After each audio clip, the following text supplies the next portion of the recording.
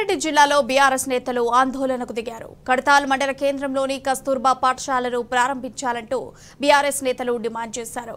కేసీఆర్ హయాంలో నిర్మించిన భవనాన్ని ప్రారంభించకుండా కాంగ్రెస్ సర్కార్ జాప్యం చేస్తుందని మండిపడ్డారు. దీనిపై మరింత సమాచారాన్ని మా ప్రతినిధి శేఖరాచారి అందిస్తారు. కల్వకుర్తి నియోజకవర్గంలోని కడతాల్ మండల కేంద్రంలో బీఆర్ఎస్ ప్రభుత్వంలో నిర్మించినటువంటి కేజీబీబీ నూతన భవనాన్ని ఇప్పటివరకు కాంగ్రెస్ ప్రభుత్వం వచ్చిన తర్వాత దాన్ని ప్రారంభించకపోవడంతో విద్యార్థులు అనేక ఇబ్బందులు ఎదుర్కొంటున్నారు. క్లాసులు స్టార్ట్ అయ్యి కూడా నెల రోజులైంది, ఇప్పటివరకు కొత్త భవనం కాకపోవడంతో ఇక్కడ ఇబ్బందులు ఎదుర్కొంటున్న పరిస్థితి. కడతాలకు సంబంధించినటువంటి మాజీ ప్రజాప్రతినిధులు వాళ్ళు అడిగి మరిన్ని విషయాలు తీసుకుందాం. అన్న చెప్పండి, అసలు ఏం జరిగింది, ఎప్పుడు ఈ నిర్మాణం జరిగింది, తర్వాత అసలు తెలంగాణ రాష్ట్రం ఏర్పడ్డ తర్వాత నూతనంగా ఏర్పడ్డటువంటి ఈ కడతాల్ మండలం, మరి ఈ కడతాల్ మండలంలో దాదాపుగా బీఆర్ఎస్ పార్టీ ప్రభుత్వంలో మరి 2019లో మరి కస్తూర్బా పాఠశాలను ఇక్కడ ఎమ్మెల్యే జైపాల్ యాదవ్ గారి ఆధ్వర్యంలో శంకుస్థాపన చేయడం జరిగింది. ఆ పాఠశాలను పూర్తి చేసుకోవడం జరిగింది. మరి 3.5 కోట్లతో ఆ పాఠశాల భవనాన్ని పూర్తి చేసుకోవడం జరిగింది.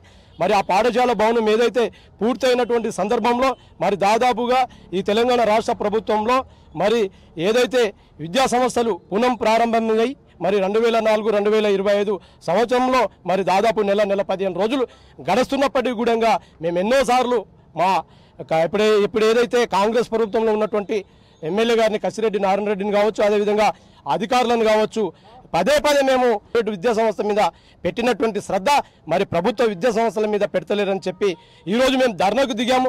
మరి ధర్నాకు దిగితే మరి పోలీసులను బందోబస్తును పెట్టి ఈరోజు మా ధర్నాను భగ్నం చేసి మరి ఈరోజు మేము కనీసం మా రాజ్యాంగం రాసినటువంటి అంబేద్కర్ గారిని అన్న విన్నవించుకుందామని చెప్పి అంబేద్కర్ని వినతి పత్రం ద్వారా ఈరోజు విన్నవిస్తున్నాం.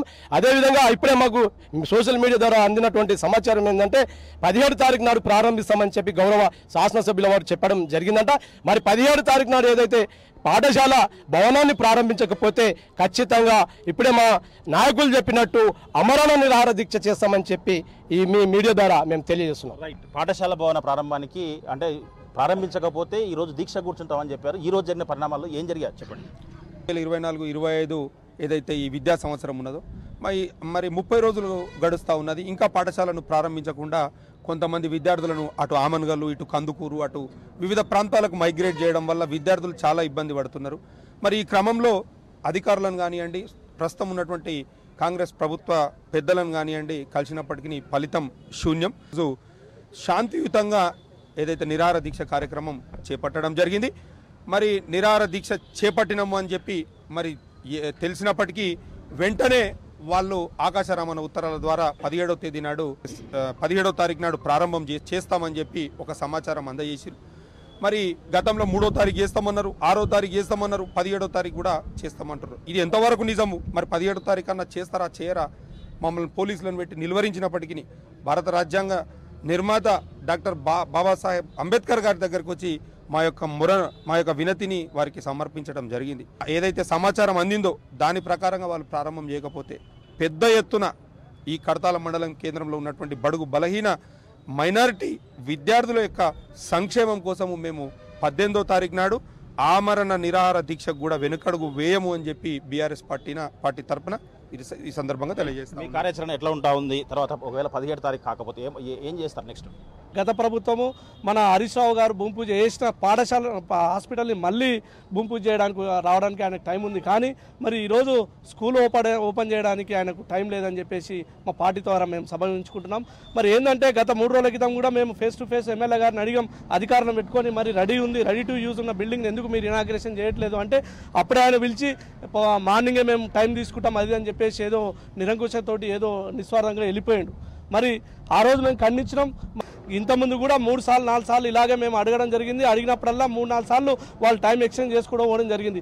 దీనికి ఉద్దేశం ఏంటంటే ఈ బీద కుటుంబమైన బీదవారి నుంచి వచ్చిన ఈ విద్యార్థులు ఈరోజు పాఠశాలలో జాయిన్ అయితే కొద్దిగా ఆలస్యం అయితే మా పాఠశాలలో ఇట్లా జాయిన్ అవుతారని చెప్పేసి ఆయన ఉద్దేశం ఉందో. మరి మా ఎమ్మెల్యే గారికి ఎన్నో వందల విద్యా సంస్థలు ఉన్నాయి, మరి ఇక్కడ లేట్ చేస్తే ఈ స్టూడెంట్స్ అక్కడికి మైగ్రేట్ అవుతారని చెప్పేసి ఆయన ఉద్దేశం ఉందని మేము మా పార్టీ నుంచి మేము అనుకుంటున్నాం. మరి వెంబడే ఈ 17 తారీఖు రోజున వారు కానీ పాఠశాలను ఓపెన్ చేయని ఎడల మరి మా బీఆర్ఎస్ పార్టీ ఆధ్వర్యంలో ఆమరణ నిరాహారణ చేయడం తథ్యమని చెప్పేసి సభాముఖంగా తెలియజేస్తున్నాం. ఇక్కడ నిరుపేద విద్యార్థులు అయినటువంటి మధ్యతరగతి నిరుపేద విద్యార్థులు మాత్రమే ఈ యొక్క కస్తూర్బా పాఠశాల చదువుతారు.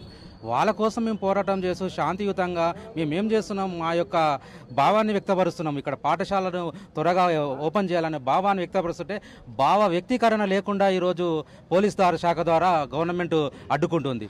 ప్రభుత్వం ఈరోజు హామీలు నెరవేర్చలేదు. అది హామీలు నెరవేర్చకపోగా ఇలా కేవలం అన్నీ రెడీ చేసిన బీఆర్ఎస్ ప్రభుత్వం రెడీ చేసిన, గత ప్రభుత్వం రెడీ చేసిన పాఠశాల ఓపెనింగ్ కూడా ఈ రాజకీయం చేస్తుంది. కేవలం ఇక్కడ స్థానిక ఎమ్మెల్యే నిర్లక్ష్యం వల్లనే ఈరోజు మన యొక్క పాఠశాల ఓపెనింగ్ కాలేదని మీకు ఈ ఛానల్ ద్వారా మీకు తెలియజేస్తున్నాం. ఏదేమైనప్పటికీ డేట్లు మారుతున్నాయి తప్ప ప్రారంభించడం లేదు.